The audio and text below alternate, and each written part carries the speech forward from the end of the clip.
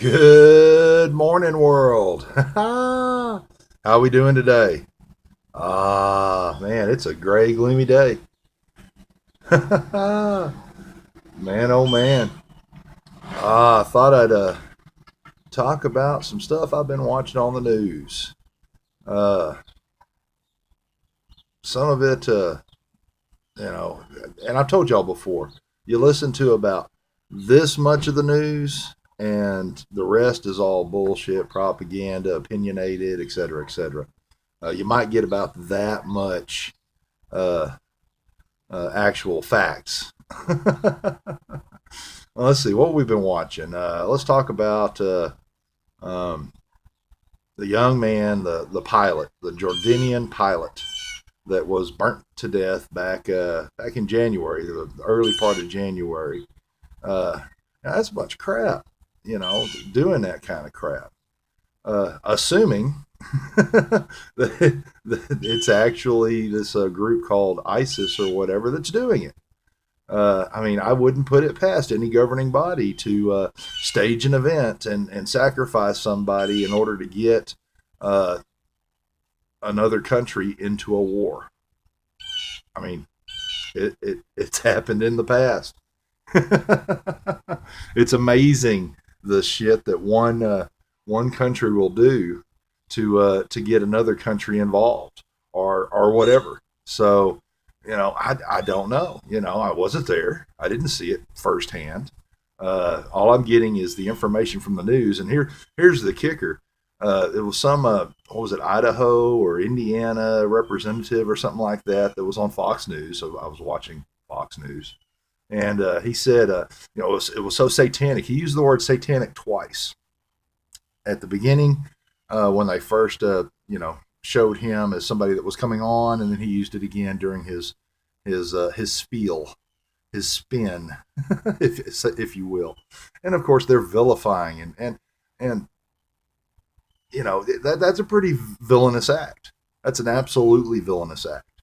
Uh, to treat your prisoners of war that way, uh, assuming, and there's that word again, assuming that that's exactly what we're seeing.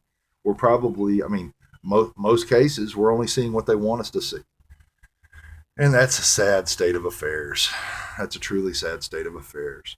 Um, what else did I see on the news? I mean, a lot of it's just bullshit, bull crap. Um, but that's been a predominant theme on the news the last, I guess, few days that I've been watching. We had that airplane. What was it? In uh, Indonesia or gosh, Taiwan or wherever it was. I'm sure everybody's watched this. That airplane that was turned sideways, the double prop airplane, a passenger plane that crashed into a river. Well, by all looks, that looked like the pilot was trying to save the city by crashing the plane into the river, that little bitty narrow river. Out of all the places that he could have crashed that plane, you know, that was that seems like the most illogical place to crash if you're crashing. Most likely it was a crash, of course, but to be able to guide it into a river like that so that you don't destroy, who knows how many or kill who knows how many people within the populace of a city. My hat goes off to that guy if that truly is what happened. It's kind of like it reminds me of that one pilot that crashed crashed that jet into the what was the Potomac, uh, because some geese or something flew into his engine or whatever. He ended up saving pretty much everybody on that plane. I believe so, credited as a hero. But and of course, a lot of these people died. It's a sad state of affairs. Great video though. Great video. Um, what else was on the news? Local news. We've got a lot of these. Apparently, there's. I look away, guys, and I apologize. I'm looking, at the street and stuff like that. And let me see if I can stick my fingers up here where I don't block the microphones. Um, the there's apparently this, I don't know if you'd say rash, but somebody, a group of individuals, let's say two, a group, that's what was on the news last night, are following behind individuals in their vehicles when they come to an intersection and then rolling up to them with a shotgun or something else and, trying to rob them or who knows what they're trying to do to them. On the news last night, there was a young lady who they came up on her, held a shotgun to her. The guy with the shotgun, I assume, one of the guys got into the driver's seat. They drove to a parking lot. They robbed her of her money, her jewelry, et cetera, threatened to, or at least through her words, threatened to rape her, and et cetera, which most likely was the case. They probably threatened to do so. And, eventually drove off and got away. Spent, I don't know, from what I heard on the news, about 5 to 6 minutes on this. Excuse me, guys. And it's horrible. It's horrible that people will do this shit. I mean, God, I kind of hope somebody do that shit to me because, I would, do something about it. And that's just me. I wouldn't let something like that happen. It reminds me of a story. I had it was after me and my first wife had divorced. I went and lived with a friend of mine in an apartment complex close to Beltline, actually real close to the Wax Museum. And I was working second shift at a warehouse, a food warehouse. I was temporary, but they had me in charge of my own section, and was working towards becoming a full employee, I guess you could say. I came home one night. One of my buddy's friend, I was living with him in his apartment.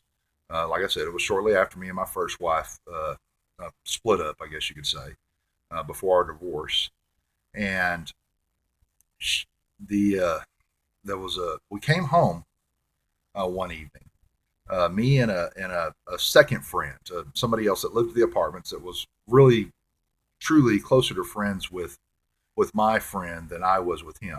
He was a newly meet for me, but I had got him a job, and he needed a job, and we were coming home after second shift. It was late in the morning or late at night, and we got to the apartment complex, got to our building, and there was this guy standing up in front of our building. And as soon as I got out of the vehicle, he asked me, "Well, do you know where building or apartment so-and-so is?" Well, I'm looking around. I just stopped at the store. I just cashed my check. I had probably about $700 in my pocket. And I had a carton of cigarettes in one hand and a 20-ounce Dr. Pepper in the other. Now, back when there were plastic bottles, or are they still plastic bottles? Yeah, I guess they are still plastic bottles. And I got out of my vehicle. I was driving a 82 RX-7 at the time. Oh, that son of a bitch was fast. Too fast, actually. But, damn it, they're running the jets. Let me finish my story. And I got out of the vehicle, and the guy's asking me, and I look around, I go, and I point. I think I'm holding either the Dr. Pepper, like I said, I got Dr. Pepper in one hand, carton of cigarettes in the other, and I look around, and I'm pointing. It's, probably over there in that building over there. And when I turn around, the guy had a gun pointed at me. Now, he was probably about, I'd say maybe 20 feet away from me at the time, but he had it in like a sideways position, like here. He was holding it like this, Give me all your money, motherfucker. Give me all your money. Shit, I wasn't gonna give him shit. I wasn't gonna give him a fucking thing. And he kept closer and closer and closer. And I'm trying to talk to the boy. I'm trying to talk to him, saying, "Hey, why do you want to do this? Why do you want to do this kind of crap?" And the guy that I was with is still in the vehicle. I guess he didn't want to get out. And he keeps coming closer and closer. And before you know it, he's so close to me. And of course, I've still got carton of cigarettes in one hand, 20-ounce Dr. Pepper in the other. Next thing you know, bam! I get knocked sideways. My head gets knocked sideways. And if y'all can see, I'm going to get as close as I can. You see a scar right here. Well, I thought he shot me because I turned sideways. Of course, when your head goes sideways, your body goes with it. So I turned sideways. I ended up facing between the vehicles. And my head is just hurt. I'm like, oh, what the fuck, And I look down and blood is just gushing out on my hands. I think I dropped the Dr. Pepper and I was still holding on to the to the carton of cigarettes. But blood is gushing down onto my hands. I'm like, motherfucker. And I walk between my vehicle and the other parked vehicle out to the driving area and wave down another vehicle. Hey, call the cops, call the cops. And I stay walking with them as they're driving to their parking spot, which was at another building. And I turn around and look, and I see this guy's up underneath my car. And I'm like, what the hell? So I said, just call the cops. And I start running after him. Well, he gets up and takes off running. And I chase him. I duck between our building, where you've got that little pass through that goes from usually the front of the building to the back of the building, trying to head him off on the other side, and I lose him. Well, I come back, I go into the mirror, into the bathroom, and I look, and the bridge of my nose is over here to the side. I'm like, holy fuck. I mean, I'm all cut open right here. So I take, and it's hard to do with, I'm holding my phone, but I take both my hands, I put them on both sides of the nose, and I snap that son of a bitch back in place. Go get me a towel, a little wash rag, get me a Ziploc bag with some ice in it. I lay back and put that on my face. And, I told the other guy, I said, call the police. Well, the police never showed. Well, I don't know if he ever called the police or not. He apparently had a lot of issues with the police. So most likely, whether he was in on it and knew what I had, or what, I have no idea. In retrospect, I'm led to believe that he was a part of that simply because of some extenuating circumstances. But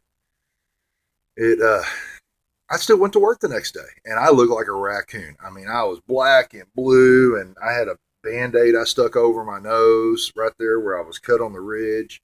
And the manager of the warehouse told me, oh, you need to go home for a few days and recover. No, I did. Went home for about 2 or 3 days and then went back to work.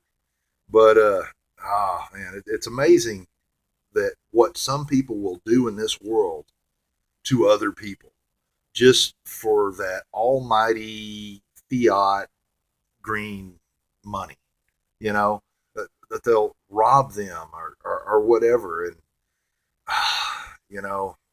in retrospect, I wish I'd have known that he had dropped the gun. If I'd have known that when he hit me in the face that the gun had dropped in front underneath my vehicle, I'd have turned around and I'd have probably beat the holy crap out of that boy. And he wasn't a boy by means, he wasn't a boy. He's probably my age at the time, or maybe somewhere around there. And it just amazes me. Man, we're going 13, almost 14 minutes. I'm going to go ahead and cut this off, guys. I don't know what I'm going to call it, but I truly do love each and every one of you. Truly and deeply I do. Carpe diem. And as always, catch you on the flip side. Ha ha!